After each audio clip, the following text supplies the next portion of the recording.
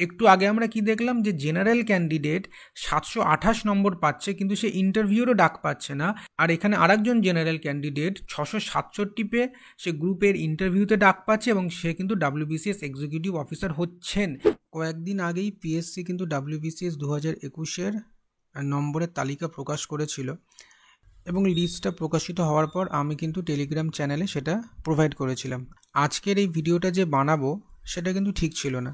এই নাম্বারের লিস্ট দেখার পর কিছু কিছু জিনিস আমার চোখে পড়ে, তারপর সেটা আমি আরও খুঁটিয়ে দেখি এবং সেখান থেকে কিছু কনক্লুশন পাই, যেগুলো তোমাদের সাথে আমি শেয়ার করব।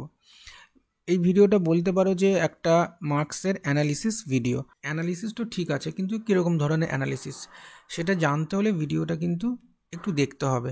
দেখো, খুব বেশি কিন্তু বড় হবে না, 4-5টা জিনিস তোমাদের সাথে শেয়ার করব। লিস্টে প্রথম যে রোল নাম্বার, এই রোল নাম্বারে যে ক্যান্ডিডেট রয়েছেন সে কিন্তু গ্রুপ সি আর ডি এর জন্য অ্যাপ্লাই করেছিলেন এবং তার এই পেপারে এই মার্কস রয়েছে এবং কম্পালসারি পেপারের মার্কস কিন্তু 728। এই নাম্বারটা চোখে পড়ার সাথে সাথে আমার কিন্তু একজন স্যারের একটা কথা মনে পড়ে গেল। ইউটিউবেই আমি একজন সিলেক্টেড ক্যান্ডিডেটের ভিডিও দেখেছিলাম, সেখানে কিন্তু তিনি বলেছিলেন যে WBCS পরীক্ষায় অনেক ক্ষেত্রেই দেখা গেছে যে গ্রুপ এ আর বি থেকে কিন্তু গ্রুপ সিতে সিলেক্ট হওয়া বেশি কঠিন বা ডিতে সিলেক্ট হওয়া বেশি কঠিন। এবং এই কথাটা যে সত্যি সেটা কিন্তু এই ক্যান্ডিডেটের বা এনার এই নাম্বারগুলো দেখলেই বোঝা যায়। দেখো, প্রথমটা তো প্রিলিমসের মার্কস 123 রয়েছে, তারপরে আমার কম্পালসারি পেপারগুলো শুরু হচ্ছে। এখানে মার্কসগুলো দেখো যথেষ্ট ভালো মার্কস, বেঙ্গলিতে, ইংলিশে, পেপার 4-এ, পেপার 5-এ এবং পেপার 6-এ। তো মার্কসগুলো ভালো হওয়া সত্ত্বেও সে কিন্তু ডাক পেল না। তার কারণ কি? কারণ কিন্তু সে গ্রুপ সি আর ডি এর জন্য অ্যাপ্লাই করেছিল, এ আর বি এর জন্য অ্যাপ্লাই করেনি। এখানে সে যদি গ্রুপ এ আর বি এর জন্য অ্যাপ্লাই করতো তাহলে কিন্তু সে ইন্টারভিউ ডাক পেলেও পেতে পারতো। সেটা নির্ভর করতো অবশ্যই অপশনাল পেপারে কেমন নাম্বার আসছে। তবে দেখো, আমার যে জিনিসটা মনে পড়ছে যে গ্রুপ এতে কাট অফ ছিল কিন্তু 1051.8 সামথিং। এই 6টা পেপার মিলিয়ে মানে 1200-র মধ্যে 728 পাচ্ছে নাম্বার। 728 আউট অফ 1200, ওভারঅল 60%-এর বেশিই কিন্তু সে নাম্বার পাচ্ছে। তাকে যদি গ্রুপ এতে সিলেক্ট হতো বা কাট অফ ক্লিয়ার করতে হতো তাহলে অপশনাল পেপার 200, 400 নাম্বার এবং ইন্টারভিউ হচ্ছে আরও 200 নাম্বার, মানে 600 নম্বর তার হাতে থাকতো এবং 600-র মধ্যে তাকে কিন্তু 323 তুলতে হতো, যেটা কিন্তু 53%।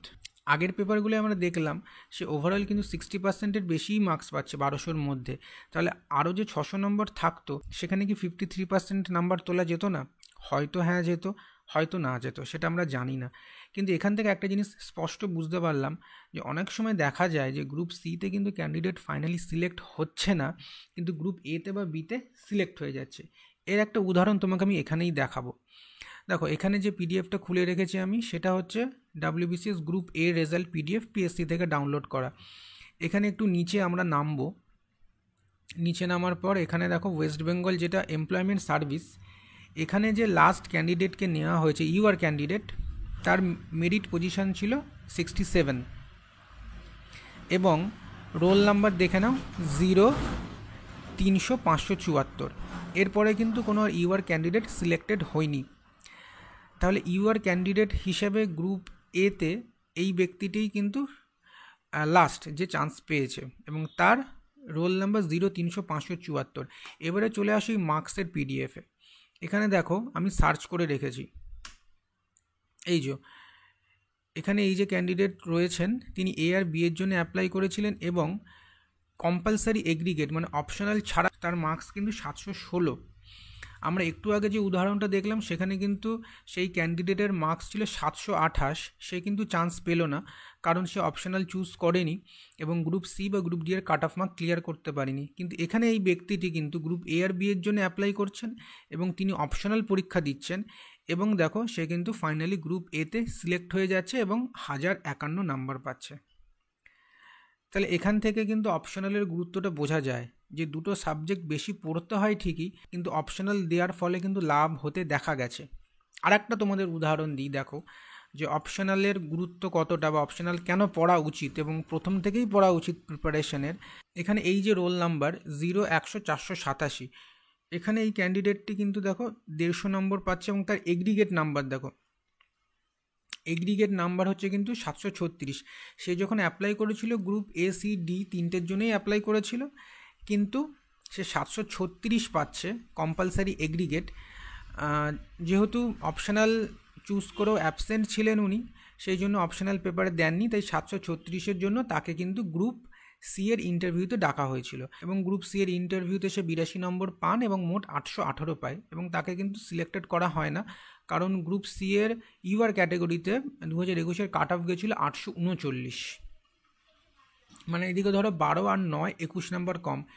কিন্তু আমরা এক্ষুনি কি দেখলাম যে এখানে কম্পালসারি এগ্রিগেট পেপারে 716 পেয়েও অপশনাল দিয়ে কিন্তু সে গ্রুপ এতে চান্স পেয়ে যাচ্ছে। এই একটা অ্যানালিসিস তোমাদের সাথে আমি শেয়ার করলাম, তোমরা নিশ্চয়ই বুঝতে পারছো কেন বললাম, কী জন্য বললাম, বা অপশনালের গুরুত্ব কতটা। আরও কয়েকটা জিনিস তোমাদের সাথে দেখো শেয়ার করি। অনেক কিছু ইনফরমেশান তোমরা যদি নিজেরাও এটাকে ভালো করে খুঁটিয়ে দেখো, অনেক তথ্য কিন্তু খুঁজে পাবে। প্রিলিমস হয়ে গেল, পরীক্ষায় পাশ করলাম, আমরা এবারে মেন্স পরীক্ষা দেবো। মেন্সের প্রথমে পেপার 1 থাকে, যেটা বেঙ্গলি, হিন্দি, উর্দু, নেপালি বা সাঁওতালি, যে যেটা চুজ করবে তাকে সেটা দিতে হবে। এখানে তুমি যখন নাম্বারগুলো দেখবে, ওভারঅল নাম্বার দেখো, প্রথম পেজেই 150 পেয়েছে এমন একজন ব্যক্তি রয়েছে, 55 পেয়েছে এমন একজন ব্যক্তিও রয়েছে। কিন্তু ওভারঅল তুমি এর নাম্বারগুলো দেখো, বেঙ্গলি সেকশানে বা পেপার 1-এ কিন্তু খুব কম, 100-র ওপরে নাম্বার আছে এরকম ক্যান্ডিডেটের সংখ্যা কিন্তু কম। তার মানে কি এই পেপারটা স্কোরিং হয়নি সে বছর, সেখানে প্রত্যেকটা ক্যান্ডিডেটের মার্কস কম ছিল। এবারে তোমরা যখন ক্যান্ডিডেট হিসেবে পরীক্ষা দিচ্ছ এত প্রেশারের মধ্যে, প্রথম পেপারটাই যখন খারাপ হয় তখন অবশ্যই মন খারাপ হবে, কিন্তু তা বলে হার মানলে চলবে না। এই শিক্ষাটা কিন্তু আমরা এখান থেকে পাচ্ছি। কেননা আমরা দেখলাম, দেখো মাত্র 48 পাচ্ছে, কিন্তু দেখো সে পেপার 5-এ 160 পাচ্ছে, পেপার 6-এ কিন্তু 130 পাচ্ছে। তো প্রথমের দিকের পেপারটা যদি খারাপ হয়, পরের পরীক্ষাগুলোও যে আমার খারাপ হবে সেটা ভাবার কিন্তু কোনো কারণ নেই। তোমাদের কিন্তু লজিক দিয়ে আমি বোঝাচ্ছি যে এই কথাগুলো যখন সমস্ত টিচাররা বলেন যে এক একটা পেপার একটা ইন্ডিভিজুয়াল এক্সাম হিসেবে নেবে, কোনোটার সাথে কোনোটা গুলাবে না, যেটা যেরকম হচ্ছে যেটা সেরকম দিয়ে চলো। এই কথাগুলো কেন গুরুত্বপূর্ণ, এই নাম্বারগুলো দেখলেই কিন্তু বোঝা যায়। এবং এখান থেকে আরও একটা জিনিস বোঝা যায় যে কোন কোন পেপারটা স্কোরিং বা কোন কোন পেপারটা কিন্তু স্কোরিং নয়। যেমন এই বেঙ্গলি পেপারটা দেখো, প্রত্যেকের নাম্বার আমি যেমন বললাম 100 কম এসছে, তাহলে কিন্তু এটা অতটা স্কোরিং হয়নি সে বছর। এবারে এটা নির্ভর করে যে কেমনভাবে খাতা দেখা হচ্ছে, কেমন প্রশ্নপত্র ছিল ইত্যাদির ওপরে, কিন্তু এই বছর 2021 সালে কিন্তু এটা স্কোরিং ছিল না। কিন্তু দেখো পেপার যেটা 5, সবাই মোটামুটি 140, 120, 150 নাম্বার কিন্তু করে পেয়েছে। কম ক্যান্ডিডেট রয়েছে যারা কিন্তু 100-র কম পেয়েছে। তার মানে কি পেপার 5টা স্কোরিং। পরবর্তী ক্ষেত্রে যখন আমরা প্রিপারেশান নেব, 2024 সালের পরীক্ষা আসছে, তখন কিন্তু এটা আমাদের মাথায় রাখতে হবে যে পেপার 5টা কিন্তু স্কোরিং, সেখানে আমরা ঢিলেমি দেবো না। যে জায়গাটা স্কোরিং, যেখানে মার্কস বেশি আমরা তুলতে পারবো, সেটা যদি অপছন্দের সাবজেক্টও হয় সেখানে কিন্তু সময় দিয়ে পড়তে হবে। একই রকম কিন্তু পেপার 6, পেপার 5-এর মতন অতটা স্কোরিং না হলেও পেপার 6-এরও নাম্বার দেখবে মোটামুটি কিন্তু সব বেশিরভাগই 100-র উপরে পেয়েছে। যারা সিলেক্ট হয়েছে তারা তো অবশ্যই 100-র উপরে পেয়েছে এবং পেপার 6-এ 100-র উপরে পেতেই হবে। মার্কসগুলো থেকে এই কয়েকটা জিনিস তোমাদের আশা করি বোঝাতে পারলাম। আর একটা দুটো ছোট্ট ইনফরমেশন শেয়ার করে আমি কিন্তু এই ভিডিওটা শেষ করব।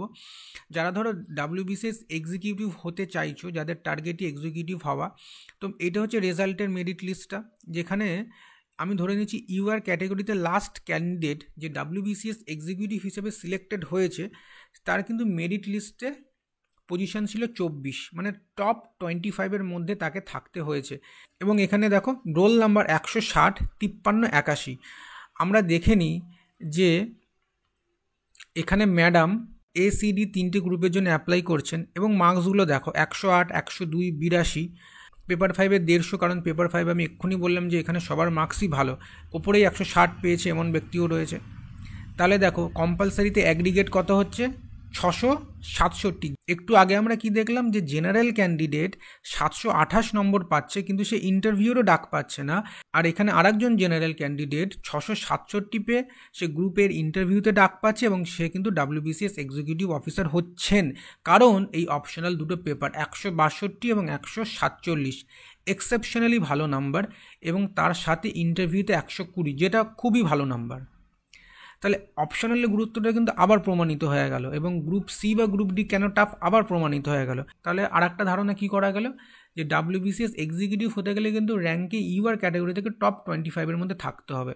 আর ওভারঅল যদি গ্রুপ এতে সিলেক্টেড হতে হয়, তাহলে ওয়েস্ট বেঙ্গল এমপ্লয়মেন্ট সার্ভিসের লাস্ট ইউআর ক্যান্ডিডেটের মেরিট পজিশন ছিল কিন্তু 67, সে গ্রুপ এতে পাচ্ছে এবং পুরোপুরি কাট অফ ক্লিয়ার করছিল, যেটা ছিল 1051.81। তো এই হলো কিন্তু মোটামুটি গ্রুপ এর সিনারিও। তার সাথে কিন্তু গ্রুপ বি রয়েছে, গ্রুপ বি রেজাল্ট এখানে রয়েছে। দেখো যারা কিন্তু গ্রুপ বি টার্গেট করছো বা করছেন, তাদের দেখো last UR candidate merit list ছিল 30-এর মধ্যে। তাহলে একবার রিভিউ করে নিই, এক্সিকিউটিভ হতে গেলে টপ 25, WBP হচ্ছে টপ 30, ওভারঅল গ্রুপ এতে সিলেক্ট হতে হলে কিন্তু টপ 67 ছিল, আমি ওটা টপ 60 ধরে নিচ্ছি।